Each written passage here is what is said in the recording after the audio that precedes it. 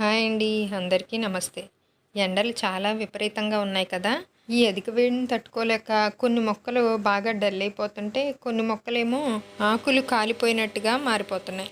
మనం రోజు ఈవినింగ్ టైంలో వాటర్‌ని ఎలాగో స్ప్రే చేస్తున్నాం. అయితే ఇలా వాటర్ స్ప్రే చేయడం వల్ల మార్నింగ్ నుంచి ఈవినింగ్ వరకు పడిన ఎండ నుంచి అయితే వాటికి రిలాక్స్ అవ్వడం జరుగుతుంది.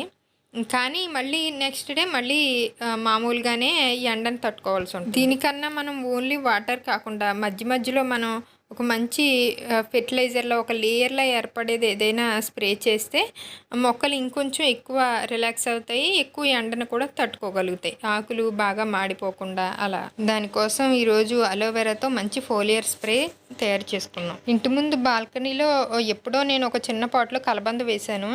అయినప్పటికీ ప్రత్యేకించి కలబందను పెంచడం కోసమే నేను ఒక పెద్ద పాట్‌లో ఇలా ఒక చిన్న అలోవెరా పెట్టుకున్నాను.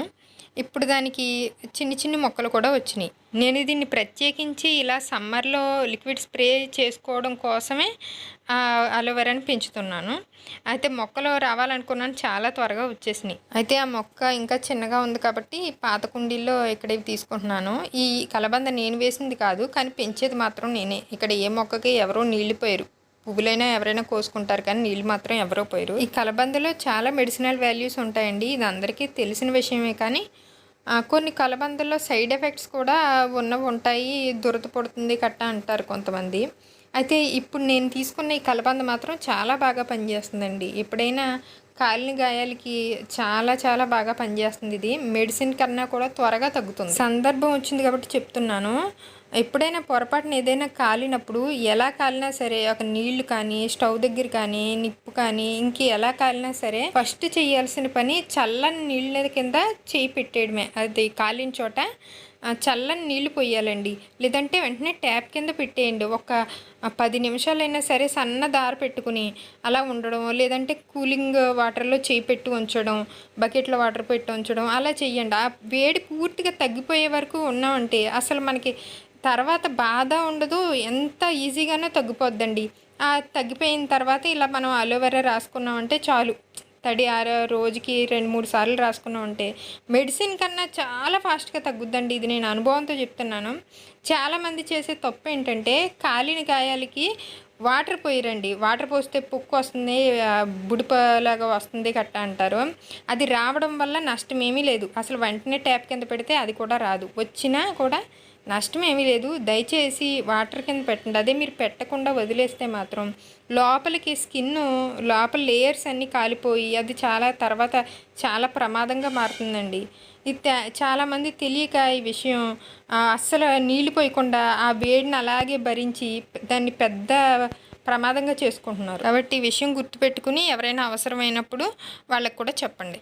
ఇప్పుడు ఈ కలబంద స్కిన్ మొత్తం తీసేసి లోపల గుజ్జును మాత్రం సెపరేట్ చేసుకుని మిక్సీ పట్టేయండి. 10-15 సెకండ్స్ అయితే సరిపోతుంది. బరగ్గా అయితే సరిపోతుందండి. మరీ పేస్ట్లా అయితే తర్వాత ఫిల్టర్ చేయడానికి ఇబ్బంది అవుతుంది అనుకుంటున్నాను. నేను కొంచెం బరగ్గా అయిందండి. నాకు పర్లేదు, కొంచెం స్లోగానే ఫిల్టర్ అయింది, కానీ బాగానే ఫిల్టర్ అయిపోయింది. ఇప్పుడు నేను ఒక పావు కప్పు జెల్ వచ్చిందండి. ఆ జెల్కి నేను 4 లీటర్స్ ఆఫ్ వాటర్ కలుపుకుంటున్నాను.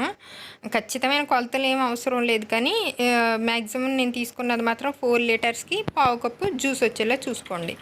దాన్ని మొత్తం మిక్స్ చేసేసి ఫిల్టర్ చేసేస్తే మనకి స్ప్రే రెడీ అయిపోయినట్టే. ఈ జ్యూస్ కోసం 4 లీటర్స్కి ఇప్పుడు నాకు ఒకటి పెద్దది, 2 సగం సగం ముక్కలు తీసుకున్నాను. మామూలుగా అయితే 2 పెద్ద రెమ్మలు తీసుకుంటే కలబంద 4 లీటర్స్కి సరిపోతుంది. ఆ లెక్కేసుకోండి, సరిపోతుంది. ఇప్పుడు ఈ లిక్విడ్ని తయారు చేసుకున్నాక వీలైనంత త్వరగా వెంటనే ఎక్కువసేపు ఉంచకుండా అరగంట లోపే వాడేయండి. అలాగే స్ప్రే ఎప్పుడు కూడా మనం వాటర్ అయినా సరే, ఇలా కలబందతో చేసిన లిక్విడ్ అయినా సరే ఎండ ఉన్నప్పుడు మాత్రం ఎప్పుడు చేయొద్దు. ఈవినింగ్ 6 దాటాకనే చేయండి.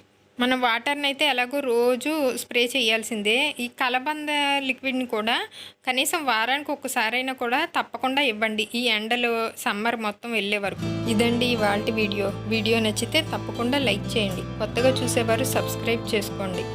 అలాగే పక్కన ఉన్న బెల్ ఐకాన్ని క్లిక్ చేయండి. Thanks for watching. బై అండి.